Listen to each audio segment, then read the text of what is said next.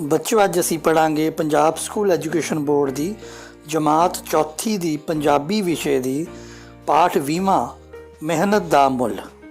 आओ हुण पढ़िए पाठ मेहनत दा मुल।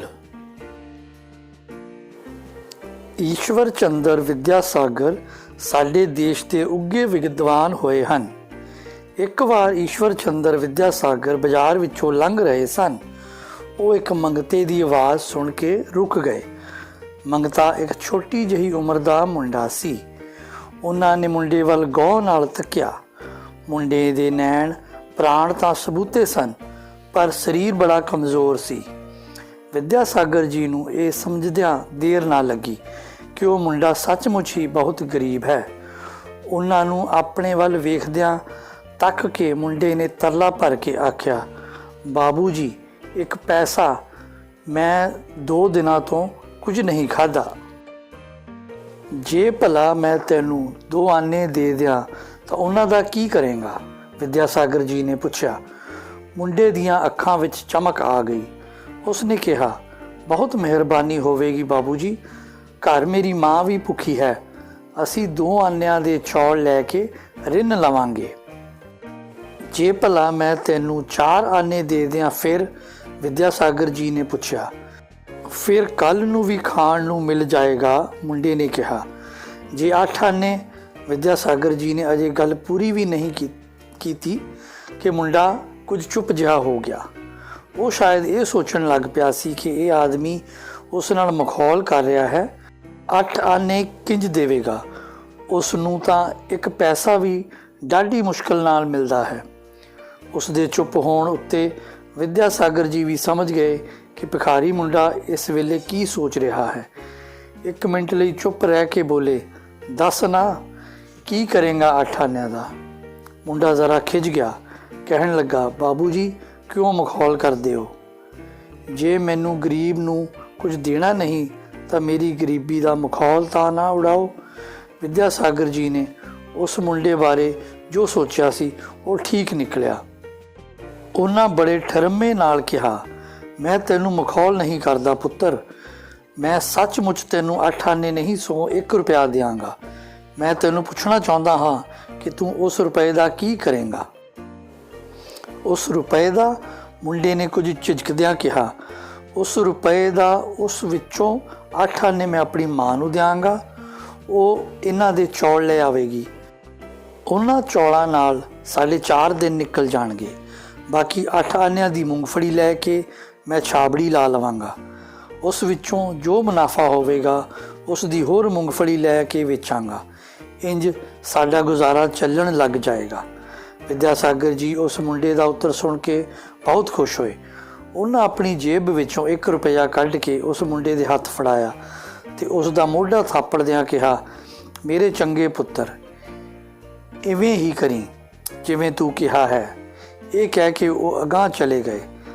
इस तो कोई 10 वरे बाद विद्यासागर जी उस शहर विचों लंघ रहे सन। उन्होंने एक नौजवान ने आके पैरीं हत्थ लाए। उस नौजवान ने चंगे कपड़े पाए हुए सन। विद्यासागर जी उसनूं पछाण ना सके। मत्था टेकण पिछों उस मुंडे ने उन्होंने हत्थ जोड़दियां कहा, बाबू जी मेहरबानी करके ज़रा 1 मिनट लई मेरे नाल आओ। वो ये कह के सामनी दुकान वाल वधिया। विद्यासागर जी भी उसके पिछे पिछे तुर पे। दुकान अंदर जाके उस नौजवान ने उन्होंने बड़े सत्कार नाल बिठाउंदियां कहा, बाबू जी पछाणिया नहीं मैनू? मैं उही भिखारी मुंडा हाँ जिसनूं अज तो बहुत साल पहलां तुसीं 1 रुपया दिता सी। हुण ये दुकान मेरी है। विद्यासागर जी सारी गल समझ गए। इस वेले उन्हां दे चेहरे ते अकह खुशी सी। चाह पानी पियाउण पिछों उस नौजवान ने उन्होंने 1000 रुपया भेंट करना चाहया। विद्यासागर जी ने ये रुपए ये कह के वापस कर दिते, मेरे चंगे पुत्र, ये रुपये तू अपने कोल रख। जदों कोई लोड़वंद इंसान मिले तां उसकी सहायता करनी। मैं बहुत खुश हाँ कि तू उदों मैनू जो वचन दिता सी वो निभाया है। ये दुकान, ये रुपये तेरी अपनी मेहनत का मुल है। ਸੱਚਮੁੱਚ ਇਹੋ ਜਿਹੇ ਨੇਕ ਦਿਲ, ਸਾਦਾ ਤੇ ਵਿਦਵਾਨ ਇਨਸਾਨਾਂ ਕਰਕੇ ਹੀ ਭਾਰਤ ਦਾ ਨਾਂ ਸਾਰੀ ਦੁਨੀਆ ਵਿੱਚ ਸਦਾ ਸਦਾ ਲਈ ਰੌਸ਼ਨ ਰਹੇਗਾ। ਬੱਚੋ, ਹੁਣ ਅਸੀਂ ਕਰਾਂਗੇ ਪਾਠ ਅਭਿਆਸ। ਪੜ੍ਹੋ ਤੇ ਸਮਝੋ। ਵਿਦਵਾਨ ਜਿਸ ਨੇ ਵਿਦਿਆ ਪੜ੍ਹੀ ਹੋਵੇ। ਮਖੌਲ, ਮਜ਼ਾਕ, ਹਾਸਾ। ਠਰਮਾ, ਧੀਰਜ, ਟਿਕਾ। ਮੁਨਾਫਾ, ਲਾਭ, ਫਾਇਦਾ ਹੋਣਾ। ਅਗਾਂਹ, ਅੱਗੇ। ਸਤਿਕਾਰ, ਇੱਜ਼ਤ, ਆਦਰ। ਅਕਹਿ, ਜੋ ਕਿਹਾ ਨਾ ਜਾ ਸਕੇ। ਸਹਾਇਤਾ, ਮਦਦ। ਦੂਜਾ ਹੈ ਠੀਕ ਸ਼ਬਦ ਚੁਣ ਕੇ ਖਾਲੀ ਥਾਵਾਂ ਭਰੋ। ਇਹ ਖਾਲੀ ਥਾਵਾਂ ਆਪਾਂ ਭਰਾਂਗੇ ਨੀਚੇ ਦਿੱਤੇ ਗਏ 5 ਸ਼ਬਦਾਂ ਵਿੱਚੋਂ। ਪਹਿਲਾ ਹੈ ਮੁੰਡੇ ਦੇ ਨੈਣ ਪ੍ਰਾਣ ਤਾਂ ਸਬੂਤੇ ਸਨ, ਪਰ ਸਰੀਰ ਬੜਾ ਕਮਜ਼ੋਰ ਸੀ। ਦੂਜਾ ਹੈ ਮੁੰਡੇ ਦੀਆਂ ਅੱਖਾਂ ਵਿੱਚ ਚਮਕ ਆ ਗਈ। ਇੱਥੇ ਅਸੀਂ ਚਮਕ ਲਿਖਾਂਗੇ। ਜੇ ਮੈਨੂੰ ਗਰੀਬ ਨੂੰ ਕੁਝ ਦੇਣਾ ਨਹੀਂ ਤਾਂ ਮੇਰੀ ਗਰੀਬੀ ਦਾ ਮਖੌਲ ਤਾਂ ਨਾ ਉਡਾਓ। ਚੌਥਾ, ਵਿਦਿਆ ਸਾਗਰ ਜੀ ਦੇ ਚਿਹਰੇ ਤੇ ਅਕਹਿ ਖੁਸ਼ੀ ਸੀ। ਪੰਜਵਾਂ, ਜਦੋਂ ਕੋਈ ਲੋੜਵੰਦ ਇਨਸਾਨ ਮਿਲੇ ਤਾਂ ਉਸ ਦੀ ਸਹਾਇਤਾ ਕਰਨੀ। ਹੇਠ ਲਿਖੇ ਪ੍ਰਸ਼ਨਾਂ ਦੇ ਉੱਤਰ ਦਿਓ। ਈਸ਼ਵਰ ਚੰਦਰ ਵਿਦਿਆ ਸਾਗਰ ਕੌਣ ਸਨ? ਈਸ਼ਵਰ ਚੰਦਰ ਵਿਦਿਆ ਸਾਗਰ ਸਾਡੇ ਦੇਸ਼ ਦੇ ਉੱਘੇ ਵਿਦਵਾਨ ਸਨ। ਈਸ਼ਵਰ ਚੰਦਰ ਵਿਦਿਆ ਸਾਗਰ ਜੀ ਨੇ ਭਿਖਾਰੀ ਮੁੰਡੇ ਨੂੰ ਕਿੰਨੇ ਰੁਪਏ ਦੇਣ ਦਾ ਵਾਅਦਾ ਕੀਤਾ? ਈਸ਼ਵਰ ਚੰਦਰ ਵਿਦਿਆ ਸਾਗਰ ਜੀ ਨੇ ਭਿਖਾਰੀ ਮੁੰਡੇ ਨੂੰ 1 ਰੁਪਇਆ ਦੇਣ ਦਾ ਵਾਅਦਾ ਕੀਤਾ। ਭਿਖਾਰੀ ਮੁੰਡੇ ਨੇ ਉਸ ਰੁਪਏ ਨੂੰ ਕਿੰਜ ਖਰਚਣ ਬਾਰੇ ਦੱਸਿਆ। ਉਸ ਨੇ ਦੱਸਿਆ ਕਿ 8 ਆਨੇ ਉਹ ਆਪਣੀ ਮਾਂ ਨੂੰ ਦੇਵੇਗਾ ਅਤੇ ਬਾਕੀ 8 ਆਨਿਆਂ ਦੀ ਉਹ ਮੂੰਗਫਲੀ ਦੀ ਛਾਬੜੀ ਲਾਵੇਗਾ। ਦੁਕਾਨ ਅੰਦਰ ਜਾ ਕੇ ਨੌਜਵਾਨ ਨੇ ਵਿਦਿਆ ਸਾਗਰ ਜੀ ਨੂੰ ਕੀ ਕਿਹਾ? ਨੌਜਵਾਨ ਨੇ ਦੱਸਿਆ ਕਿ ਮੈਂ ਉਹੀ ਭਿਖਾਰੀ ਮੁੰਡਾ ਹਾਂ ਜਿਸ ਨੂੰ ਤੁਸੀਂ ਕਈ ਸਾਲ ਪਹਿਲਾਂ 1 ਰੁਪਇਆ ਦਿੱਤਾ ਸੀ। ਨੌਜਵਾਨ ਨੇ ਵਿਦਿਆ ਸਾਗਰ ਜੀ ਨੂੰ ਕੀ ਦੇਣਾ ਚਾਹਿਆ? ਨੌਜਵਾਨ ਨੇ ਵਿਦਿਆ ਸਾਗਰ ਜੀ ਨੂੰ 1000 ਰੁਪਏ ਦੇਣੇ ਚਾਹੇ। ਵਿਦਿਆ ਸਾਗਰ ਜੀ ਨੇ ਰੁਪਏ ਕੀ ਕਹਿ ਕੇ ਵਾਪਸ ਕਰ ਦਿੱਤੇ? ਉਹਨਾਂ ਨੇ ਕਿਹਾ ਕਿ ਇਹਨਾਂ ਰੁਪਈਆਂ ਨਾਲ ਉਹ ਕਿਸੇ ਲੋੜਵੰਦ ਦੀ ਮਦਦ ਕਰੇ। ਅੱਗੇ ਆ ਹੇਠ ਲਿਖੇ ਸ਼ਬਦਾਂ ਨੂੰ ਵਾਕਾਂ ਵਿੱਚ ਵਰਤੋ। ਮਿਹਨਤ, ਮਿਹਨਤ ਦਾ ਫਲ ਮਿੱਠਾ ਹੁੰਦਾ ਹੈ। ਮਿਹਰਬਾਨੀ, ਮਿਹਰਬਾਨੀ ਕਰਕੇ ਮੈਨੂੰ 10 ਰੁਪਏ ਉਧਾਰ ਦੇ ਦਿਓ।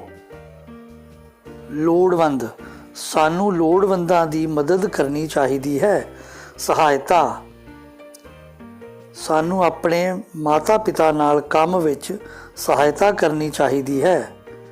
ਰੌਸ਼ਨ, ਸਾਨੂੰ ਮਿਹਨਤ ਨਾਲ ਆਪਣੇ ਮਾਤਾ ਪਿਤਾ ਦਾ ਨਾਮ ਰੌਸ਼ਨ ਕਰਨਾ ਚਾਹੀਦਾ ਹੈ। ਹੁਣ ਅਸੀਂ ਕਰਾਂਗੇ ਹੇਠ ਲਿਖੇ ਸ਼ਬਦ ਕਿਸ ਨੇ ਕਿਸ ਨੂੰ ਕਹੇ। ਬਾਬੂ ਜੀ 1 ਪੈਸਾ, ਮੈਂ 2 ਦਿਨਾਂ ਤੋਂ ਕੁਝ ਨਹੀਂ ਖਾਧਾ।